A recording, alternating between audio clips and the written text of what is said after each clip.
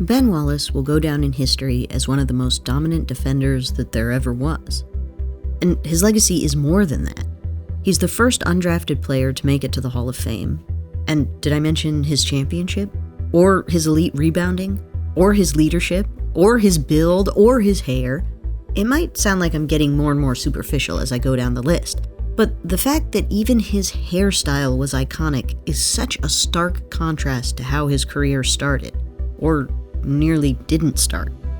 Because the four-time Defensive Player of the Year was once considered too offensively limited for pro ball. Big Ben was once thought too small to play the 4 or 5 in the NBA. The face and leader of the 2004 title-winning Pistons was once a no-name role player whose arrival in Detroit signaled a bleak future. Let's meet these other versions of Ben Wallace. In the Prism. This episode is presented by Honda. The all-new CR-V Trail Sport Hybrid is built to explore. In high school, Ben Wallace was 6'6", 180. While we were all a little smaller in high school, it's hard to imagine Ben Wallace that skinny when you look at him in his prime. But when you glance at his stat sheet, you can see his skill was there even if his bulk wasn't. College scouts, however, weren't impressed. His teammate was racking up 36 points a game, and that caught their attention. Wallace wasn't left hanging, however. Thanks to impressing Charles Oakley at a basketball camp, Wallace ended up at Oakley's alma mater, D2 school Virginia Union University, where he made it to the D2 Final Four, and his unique skill set was not overlooked. His defense, his rebounding, his intangibles were celebrated. Look what his coach said. But Wallace's unique skill set didn't seem to make up for his unique skill deficit. His coach also said this: "It's hard to attract pro scouts, let alone convince pro scouts of your future greatness, when a lot of what you do doesn't show up in the statistics. Let's consider Virginia Union's Elite Eight game Wallace's senior year. His stat line was not remarkable. But Wallace spent the game guarding a 7'2" center, and he neutralized the giant. This article gets it. You gotta read between the lines to see Wallace's greatness. Wait, this article gets it, but Wallace is not in the headline. He didn't spur VUU past St. Rose? These are the names of the game's leading scorers. Points get the glory. Ben Wallace gets buried in the body paragraphs. As his college career came to a close in 1996, NBA scouts were aware of Big Ben, which was good, but they certainly didn't think he could survive in the league on defense alone. Which wasn't a dream-ending scouting analysis. If he worked on scoring, he could have a good chance to make the NBA. And it wasn't like Wallace disagreed. He wasn't sitting there dressed in all black saying nobody understands me. He knew he was on the cusp of the NBA, and he'd do whatever he needed to do.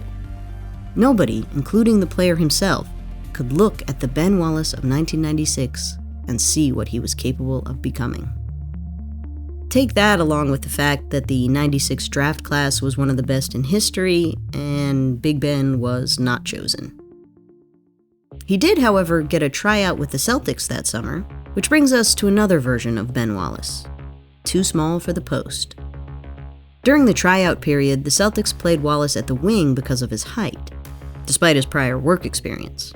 As Ben Wallace later recounted the story, he tried to stand up for himself, but the Celtics weren't buying it. I'm 4'5", and they was like, not in this league. They told me that I was too small, that I'd never make it in this league playing at the 4'5". Wallace didn't make the Celtics roster. So Ben headed overseas, joining an Italian team where he did get to play center in one game before he was cut because the team wanted someone with more experience. I was able to find footage of that one game by copying and pasting Italian words into various search bars, and this sequence from the game gives us a little glimpse into what scouts saw. He bobbles the ball on offense, but then got an easy block on the other end. It almost looks like he baited the guy into shooting, hanging back and then springing up for the block. Clearly he had talent, but it wasn't enough to keep him employed. Wallace headed home and was chosen in the second round of the CBA draft, not even the first round. The CBA was his career plan, even after the NBA's Washington Bullets called his agent with a tryout invite. Wallace figured they'd just play him at the 2 or 3 again and he wouldn't make the team. So he turned down the Bullets. Then GM Wes Unseld called back himself. A championship undersized center in his day, Unseld assured Wallace he'd be playing in the post if he made the team. Unseld had plenty of guys who could score. He needed rebounds and toughness in the paint, and he thought Ben Wallace could supply that. So Mr. Wallace headed to Washington. Bullets coach Jim Lynam was skeptical at first, but Big Ben won him over. He didn't bowl him over. He was the 13th man on the roster, but that counts. Ben Wallace was an NBA player. The following season saw a little uptick. Wallace started 5 games in a row while other guys were injured, and he played well. Fans were appreciative of his hard-nosed style. His teammates were too, particularly because he brought that same intensity to practice. Ben Wallace was a tough, hard worker, and Rod Strickland and Chris Webber sang his praises. The 5-game streak was referred to as Wallace's emergence. Within the sentence, despite Wallace's emergence, he won't be getting more playing time when the other big guys are healthy. So, kind of a mixed bag there. Year 2, he averaged many more minutes than year 1, but still not a lot. And the fervor of support waned.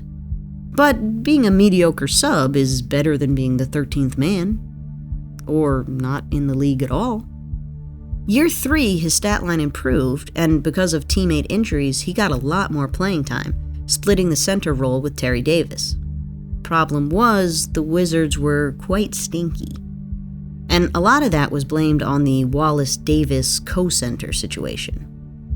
Why wasn't Wallace considered a true center? His size.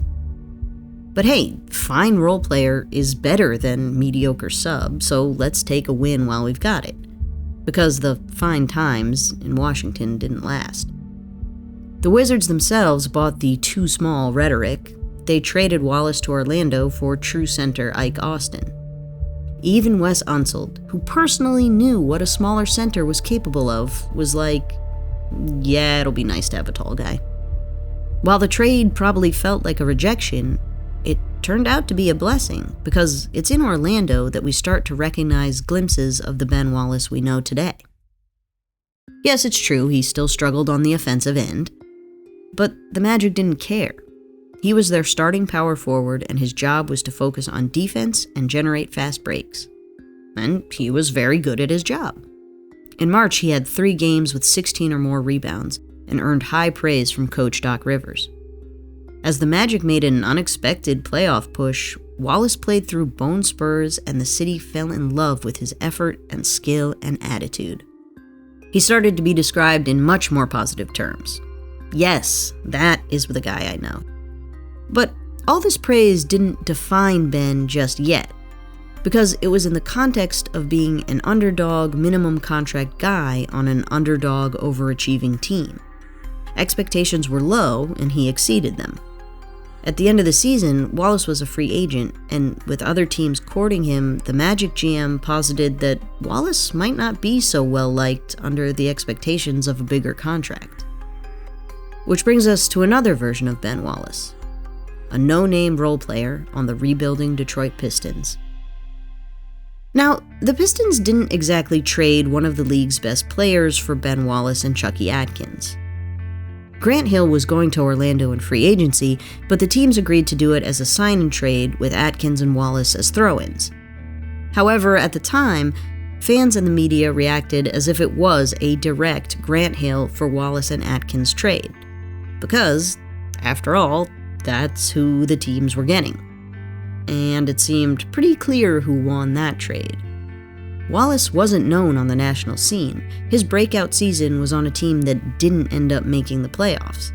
Outside of Orlando and DC, nobody knew who Ben Wallace was, but they did know Grant Hill was a 5-time All-Star. In Detroit, Wallace seemed more like a burden than an asset. One guy said Wallace wasn't insignificant, which is different from saying he's significant. Oh, but what's this? By January, the Detroit press had some nicer things to say about Big Ben. At that point, Wallace was 3rd in the league in rebounding. You might be wondering, so why not give him an A? Well, mostly because of the refrain he's heard throughout his career: size and offense. By the end of the season, he had at least shed the no-name perception. He led the league in total rebounds that year. That's gonna turn heads. But that wasn't enough to make people shut up about his size. And again, his team bought in. Detroit spent the 01 offseason collecting tall, true centers.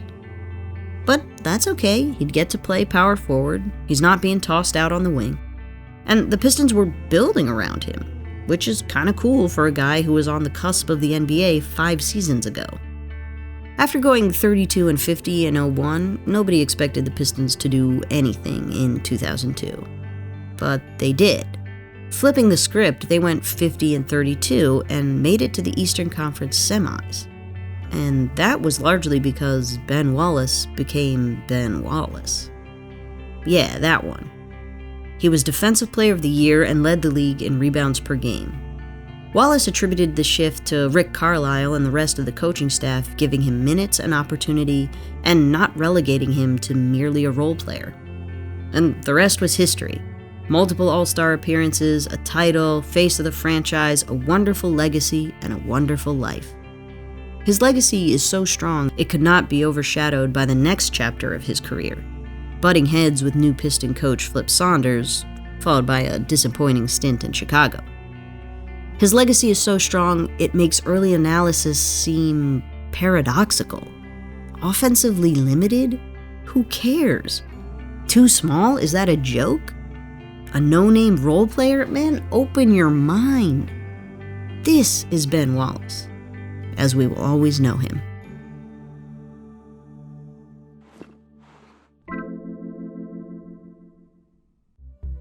Thanks for watching, everybody everywhere, and thank you to all our Patreon subscribers. While you're here, check out some more videos. And for Secret Base, I'm Clara Morris. Good night and good game.